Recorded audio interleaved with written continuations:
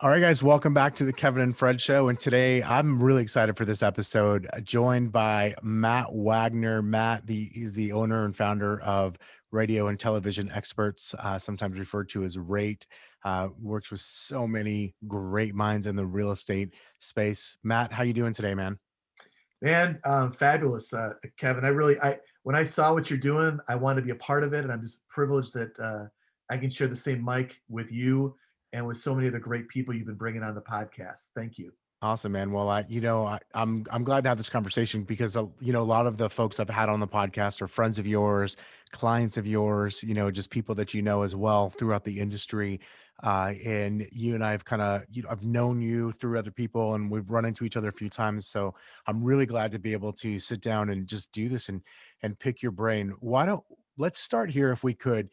For the listener that maybe isn't aware of what radio and television experts is, although man, that sounds really obvious now that I asked that question out loud. Could you maybe give us what's like the 2 minute elevator pitch on what is it that you do in this space? No, it's a great question. I mean, the fact is, I was a I grew up in Chicago, and I grew up loving radio. I grew up from a very young age, learning how radio had that connection with people, and so I worked a lot of different gigs. I worked in the radio business for a lot of years, and then one day it was actually in Phoenix, in your hometown, there where I actually Jay Kinder, who was one of my clients. He was one of 60 clients I was working with at a radio station when Clear Channel was still Clear Channel. And he doubled his business because I simply did for him what I knew was the right thing to do on radio. He doubled his business, and I just joked with him. I said, "How could I clone you by 30?" And he said, "You should come with me to this Craig Proctor conference in Phoenix, Arizona." So we go to this conference. Brian Moses is on stage, interviews Jay. Jay says how he doubled his business. Next thing I know is, you know what happens in the real estate Oh world. yeah. You find out something hot and new, you start getting inundated with business cards of do this for me. And I began to realize in short order that there was really nobody that on a big scale was educating realtors on how to use radio the right way. It's not like postcards where you can just dump 1,000 postcards and you get 1% back. It's different every single city, every single person. It really has to be customized. And so now, fast forward, 17 years, we help people figure out in their local market what are the best options available on radio and TV. Is it even right for you in that market? And then if there are great opportunities that are available, what's the best place to use your radio and TV dollars to build listings? Buyers look at online at homes, listing, people who are mindful of listings will find the right agent to list their home. So that's really what we do is our whole goal is to create listing opportunities for our agents to grow their business. That's awesome. And so you've been doing this. So was it right after that experience with Jay that you decided to turn that into kind of its full blown like business as I guess now what now is known as rate? Yeah, it took a couple months. I mean, obviously you don't just leave a company, right? I mean, that was in Yeah. the spring, and then the wheels started going in my head. Okay, how would I do this? How would I structure this? And so it was very bare bones to start with. I mean, like I think me and like an accounting person, and then progressively it's grown, and now we've got a 40-person team that really handles things on a much, much deeper level for people that where it's been as necessity, right? As you realize all the little intricacies and details that go into this. Now we've built a team of specialists that really can hone in on and focus on things. That's So awesome. yeah, I would say about maybe 6 months after that, then I decided to leave radio permanently and launch this agency. I had about 10 clients at the time, and now we're about 200. Awesome. So you mentioned something in kind of your where you were explaining what you do, and you and I were talking a little bit off air about it too, around there's in some cases there's things that you should be on air with and that you should be doing, and you probably run into people all the time that shouldn't be doing that, maybe shouldn't be on air. Tell me, how do you know if someone's I guess right for radio or television when it comes to their marketing? And that's a great question because it's not like a lot of advertising, like for billboards or MLS postings or whatnot.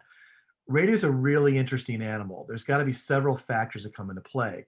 Number one, in a major market, for example, you got to know, could you handle more business? First of all, do you if I'll use the analogy of a restaurant, right? Like everybody knows one of their buddies that does great ribs. You could probably think of someone off the top of your head, right? For But if sure. that person on the 10 o'clock news or on a local radio station said, "Hey, I can make the best ribs in town. Could you handle a line out the door that's coming to you?" Right? And years ago, it used to be that if you ran an ad, people would write down a phone number, they would dial it and call you. Today, the internet's changed all that. Now you've got to be able to have the right website, you've got to be able to have the right Google presence, you've got to be able to make sure that when people do their homework on you, you've got good reviews. There's other elements now that radio is the tease, a website is a please, and then having someone to follow up on the leads is really the C's, right? You've got to be able to have the right elements of a website to capture the business that comes in. You got to have the right team to make sure you don't miss a phone call. Because I mean, look at if you don't reply to somebody in a short order, they're going to move on to somebody else.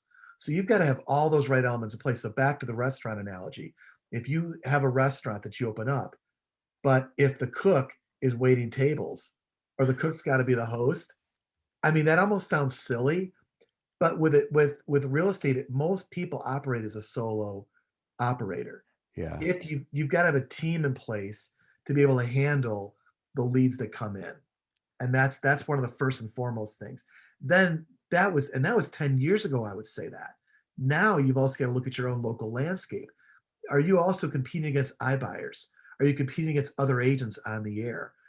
What is the general person looking at or listening to? Can you compete against that? And if you can't give something of more value, then you're better off fishing in a pond that no one's fishing in and going after that group of people and working it that way. And that's some of the things that we initially discuss when people ask us. And I know it's weird because some people think, oh, that's not what I want to hear. Why won't you sell me? Well, I'd rather we've built a reputation and I don't want to just let someone throw money away and look at them 6 months later and go, sorry. That I just can't do business that way. I never have and I never will. Yeah, one thing I've noticed about you just from and we've never worked together, just for clarification, is that especially in this, probably not especially, I'm sure it's all industries, but in this business, things can be very transactional instead of relational. What I've noticed of your clients, that many of them I'm friends with, and in different mastermind groups with there appears to be a relationship and a community that you have built with inside of that, which is something that I think is really cool and interests me for sure too, because I think that's the key. That's probably the key to having lasted, number one, as long as you have, and been able to continue to grow your business. So I think that's a really important part. Back to going back a few minutes, the analogy of like the chef that also waits the tables and is the host. I mean, the reality is that sounds silly, but that's the way many, if not most, real estate operators operate, right? They do operate that way. And so again, if you're going to have a line around the corner, you can't be the chef and the waiter and the host for sure. Nope, it's very true. I mean, because otherwise, what happens is you could spend the money and then you self-destruct. And and the worst thing that could happen to a restaurant, I remember Barry Sanders had a restaurant. No, not Barry Sanders. It was Barry Switzer. Opened up a restaurant in Oklahoma, and the service was horrible, and they were out of business in 3 months. You don't Yeah. get a second chance to make a first impression. And when you have that, and you can't follow up on leads that come in, that's worse because now the reputation spreads and it's harder to overcome that. I would agree. That's actually worse than not having the leads. Because y- w- once you do that damage, it's over. Like you can't. It's really hard to undo that damage. Where you can always go out and generate more leads. You can go find more business in the future, but to undo some damage that's been done is nearly, if not all the way, impossible. So tell me about, man. So you and I are recording this. It's February 17th, 2021. And I mean, just think about the last year has been so weird, if we could use that word. It's been a big change for most of the world. Um, Tell me about the landscape of your business these days and kind of what are some of the things that you're seeing, both within, radio and television experts, but just kind of in the landscape of real estate and maybe even just advertising because it's changed a lot. It's a great point. I look at it as a unique year. And I think what happened was we've been projecting change. We're like, this is coming or this is going to become important. Well, last year it became important. And I think sometimes some change evolves. Last year it was forced. Like, okay, now you have to follow up with your database. Now you have to be a resource. Now you have to get your website in order. Now you have to do these things because when inventory tightens up, the people that were already had systems in place, that already had relationships, that were already doing all those important elements, they got stronger. And we had so many agents last year that had record years. And I'm not going to take all the credit for that. I mean, but the fact is that they were out there. People saw them marketing and they realized that they're still in business. But what we made a special focus on was making sure that, whereas, maybe guaranteed sales, I know many of our agents have used, that may not necessarily on the surface be what you lead with. We became a resource. Like the more in this time right now, educating the consumer has never been more important. Consumer sellers Yeah. are confused right now. They don't know what end is up. So number one, being able to use TV and radio as a vehicle to educate has been very important. Then making sure the systems are in place is very important. Making sure you understand how Google works is very important because that's how people are operating today. So Yeah. I think from those perspectives, like, and it's interesting, right? Last year, thank goodness we had some really foundational pieces in place. We launched several talk shows last year. We already had like a Barbara Corcoran TV endorsement. We tweaked that. She did a beautiful COVID message. We also did Zoom spots with her, with our agents talking. That's how people do business today. So we adapted to that. We were able to get Gary LaVox of Rascal Flats to do singing jingles for us to drive people to Google, right? We got him to do it because it was COVID. He had time off. He's off the road, right? We were able to get Sean Hanley to do what we looked like interview spots. So we took the elements that we had, we adapted, and we looked at the opportunity. And I think and I would tell that to anybody right now, even during COVID, is wherever there's massive change, there's also massive opportunity. Yeah. And when you look for the opportunity, that's when you step in. And I also happen to think, I know you're EXP. I happen to think that's why so many people, why EXP grew last year was because people saw the opportunity that you could expand to a different area and not have to be in that same area. It's opportunity. And what does that mean? Looking for new ways. I think that's really what we did. And I think the agents that did that grew last year. Yeah.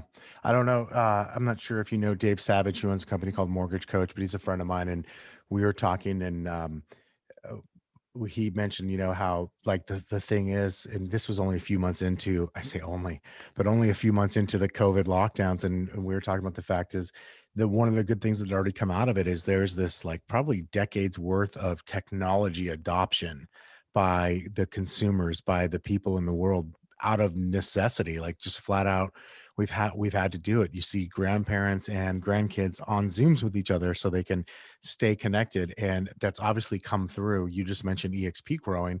That's been a big deal. I mean, that company's been, this is the thing I always laugh at. Glenn had this idea 11, almost 12 years ago now to have a virtual brokerage. And in 2020, it seemed like it was a timely message. And I'm like, this guy thought of this so long ago. Talk about the foresight. And so, yeah, things do adapt and they're constantly changing. So with that in mind, let me ask you this. You mentioned last year was unique, or the last year's been unique. I hope that's right, because that means hopefully that things aren't so similar going forward. Well, if you, and I'm not asking you to crystal ball it for me, but like, what are the things you're starting to think about now into the future in 2021 and beyond for your clients in the industry, and what are the things that I guess keep you up at night, problems you're trying to solve to help your clients' businesses grow? I think more than anything is really making sure that agents are communicating with people, getting back to people on Yeah. time. I think also making sure that their website is properly, that they're really looking at analytics, not just phone calls. I still think that sometimes we look at, well, how many phone calls did I get last month? Well, really it's looking at Google Analytics, knowing what your bounce rate is on your website, knowing how many unique visitors you're getting. Are you giving people enough that they can consume and respond? I think being able to make sure that that's, because some people may look at that as an excuse as to why lead gen is down, but I see it more as you have to adapt. And I think that's being able to make sure that that is followed up on, that agents give that enough of a priority. Because sometimes we just get so consumed in the day-to-day transaction business that we forget to look at certain elements of our business where there might be a hole in the boat, there might be water gushing through, and we think, oh, I can't look at that right now. I've got to worry about, getting the next deal, and Yeah. realizing that that little hole in the boat could mean many more deals in the future. I think Yeah. that more than anything is just really making sure that things are buttoned up and tightened up. Yeah. One thing you said earlier too that really stuck out to me, and you're talking about like, hey, you could be on radio, you could be on TV, and you got to have this amazing. You've got to be able to follow up with those leads. You've got to have that website, and it used to be you could really get away. You could have a wildly successful business with one of those three things, right? You didn't have to have an amazing website that sucked people in and made them want to stay there. You didn't have to have that you could do if you had like say an amazing call to action on your direct mail or on your radio or your television, like that would actually be enough. But in this day and age, it's no longer enough. Like you've got to have it all buttoned up, otherwise you're going to be spending a lot of money that you're not capturing a return for. No, absolutely. I'd say one of the most valuable partners that we earned last year was being able to have partners with Google, to understand how Google operates. Because just think, I mean, one bad website, or not showing the right website or not being placed properly, one mistake like that, and as someone who's searching for you at that given moment, all of a sudden is lost. Yeah. And Well, so can we talk about that a little bit more? So you mentioned absolutely. new partner in Google and kind of really digging into that stuff. Tell me more about that. So it sounds to me like you've really brought in the Google side of things and website side of things into the what you're doing with your clients. Tell me more about the partnership with Google and some of the things that you're doing. Obviously, Well, just nothing that you can't share, but obviously anything that you can share publicly, like tell me about that. Well, I think just the understanding how the consumer journey is. I think, and that's one of the very, very first things I talk about with somebody that when we first interview is, and it's funny, whenever I hear that expression calls are down, the first thing that I do is I play consumer. I take off my hat as the radio and TV guy. I forget about my history in real estate. I just look at, okay, let me grab my phone, not my computer. Let me grab my phone. 90% of people use Google on their phone. So is it Google friendly? Can I see a site? Can I contact somebody? It's amazing to see how many people don't have a phone number at the top of their website. Like, I want to call you. I don't want to just, search for your number. You got to make the pathway easy. And there's even Ray clients worked with for over a decade that I'll still tell them, look, you know, um, I'll give you this example. So there's a company about how important these little checks are, right? So there was actually a building in New York City when 9/11 happened. There's only one building that actually had electrical power that came on. Why was that? They've got backup data, backup generator. There's one guy, his job once a month was to check the backup power. It was a 10-minute check, but every month faithfully they did that. Well, what happens? Now, when the power goes out in New York City, nobody saw it coming. The one who had the backup generator that was on, their power was on. They still had it. One little exercise. So just checking every month, there should be someone on the team that is checking the pathway to say, If I'm a consumer and I want to Google search Kevin Kaufman, if I type in Kevin's name, what website comes up on my phone? Can I easily call it? Can I do my homework on you? How many reviews do you have?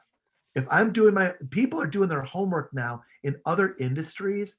I mean, what I did even to launch, and this isn't common, this is I could share this easily. Like first thing I did last mastermind we had a year and a half ago, I made everybody pull out their phones. I said, I want you to look at offerpad.com. Just look at it on your phone, look at it. Is it easy to read? Is it easy to understand what they do? And is it easy for you to fill out a form? Yes. That's why they're grabbing market share, right? Okay. Now I could have simply said, look at your own phone, but you know what agents do. They go to the website that they know they Yep. have, right? I said, ask the person next to you to Google search the name they see on your tag. You saw like heads like drop down, Oh like, yeah. oh my word, right? Because sometimes we know ourselves, we think our system is working right, but we stop playing consumer. And we got to remember the consumer doesn't care. The consumer just wants simple info. They want to know, who are you? What do you do? Why can I trust you? And how can I get a hold of you? And if you can't provide those four answers in a matter of seconds, they're moving on. That's why people don't want to look at their bounce rate, because if they looked at their bounce rate on their website, they'd throw up. Yeah. You just like I just want to point something out here for the listener. In and just for myself, in the last 2 minutes, you just delivered a masterclass on the real estate business and probably, I mean, just business in general. And I hope that we go back and review that. I know I'm going to. I just wrote down quite a few notes of myself, just that I'm literally going to go do my homework on now. So thank you for sharing that, Matt. Before let's do this before we start wrapping up here. Um, what haven't I asked you about yourself or about your business or the people you work with that I should have so far? Yeah, I mean, just what we do to make someone stand out. I mean, and if they're a good candidate, I mean, if there's a number of different ways to skin a cat, and there's a number of ways to succeed. And someone might say, "Oh, yeah, I know someone that used rate in my market 10 years ago," right? Right. What happened 10 years ago is not even what happened last year. There's I'd love to say that, oh, we make and we have a lot, and a lot of our clients, right? I mean, Oh yeah. we've helped a lot of people have great success. And usually one of a smart person will ask, okay, who didn't this work for and why? Well, I can tell you, if there's a number of elements, we're not the magic pill. We're a really good drugstore, and we can give the prescription, but someone still has to take the prescription. Yeah. They still have to take it. There's still some elements that they've got to do. And some people, they're just too overwhelmed with their business. They're too consumed that they don't take the necessary steps to implement the suggestions that work. So just because you might know someone that tried this in the past, it doesn't matter. Like there's new things that are happening every week, every month. We're getting smarter and smarter. And look, if you listen and implement, it can work. If you don't and make excuses, yeah, it's going to be a struggle. That's about how simply I could put it. But I think that, and then just we'll be honest with you. I don't need the business. I know it sounds weird, but I love home runs. I've got an addiction. There's something about Love that. I still get a high when I see somebody like tripled or quadrupled their business because it created more jobs. It created more fun. I mean, I'm blessed every morning to wake up in an industry that is virtually recession proof. And we've got the biggest influencers right now in media. I mean, Rush Limbaugh died today. I mean, right when we started this, I Yeah. saw that Sean Hannity is now the most listened to personality on radio. And to think that we have the opportunity to work with him, and we've worked with him for over a decade, that we can get him talking about people on the air, that's pretty cool. Rascal Flatts created 21 number one hits, and we got Gary LaVox singing our agents' names, doing jingles for them. That's cool, right? Or creating a talk show for somebody or finding that good local talent. I've seen so much change in this last year during COVID with radio personalities that change happens daily. And, to be able to adapt to that, to know how to pivot right now on radio, there's never been more of an opportunity for the right people, but you've got to be open to opportunity and willing to listen, willing to trust. Because if you do, there's a lot of money that can be made, a lot of opportunity. And, Barbara Corcoran, I mean, now almost 7 years we've been working with her. What started as a TV commercial has now evolved into digital media ads. It's resulted into, listing videos that we create. It's opened up a lot of more opportunities. So don't be closed-minded to think, oh, I already know about them. Change last year, some people fear change. I love change. I love being challenged to pivot and come up with new ideas because when you're challenged, you get better, not bitter. That's choice. Yeah, I love that. Well, so it's funny because that was going to be one of my like the final question was encapsulated in what you just said. So let me ask you this: for someone who wants to reach out or learn more about what you do, what's the best way for somebody to do that? Real easy. Go to radio, 4 words, radio and spelled out, televisionexperts.com. I'm going to ask you to go there anyway, because there's a video that tells a little more about us. There's also testimonials from agents you probably know within the industry already. Everyone on that website are active clients. I don't dig up names from 10 years ago. Everybody is active, growing, happy. And you know what? Just check it out and then fill out a form. Tell me a little more about you. Be open-minded to an interview. I mean, I'm not going to hard sell you. I don't think that what I've learned is when you got to hard sell somebody, you got to hard sell them to stay. Yeah, And if it's a good fit, it's a great fit. If not, you know what? We may work together down the road too. One last example, and I know we were wrapping up on time. Rob Dukansky now, almost I think he was number one in Remax all of last year. When I first met him, I turned him down. First met him, I said, "You're not ready. He's doing about 120 transactions, about 750,000 in GCI. I said, you're about to take on Monmouth County, one of the biggest areas in New Jersey. You got to build up a team. You got to get your website in order. You got to get these things. And then it's expensive. It's like 8 grand a month. Well, 4 months later, he was ready. He got like 46 inquiries his first day. Like it went crazy for him. But he had the team. Even then, he goes, I thought I could handle it. I didn't have the team ready to handle it. But he was able to find the team, was able to grow it. And last year, I think he did over 2,000 transactions, did over 15 million GCI. I still can't even comprehend that. But there that's was layers, right? It yeah. doesn't happen overnight, but it happens with layers. So I would say, look, I love people. I love talking to people. And if nothing else, sharing what's working for other people, even if it's not radio and TV, I enjoy the conversation. That's awesome. Guys, check them out, radio and television experts.com. We'll link to that in the show notes, of course. And Matt, thank you for taking the time to chat with me and the audience today. And I look forward to you and I connecting again soon.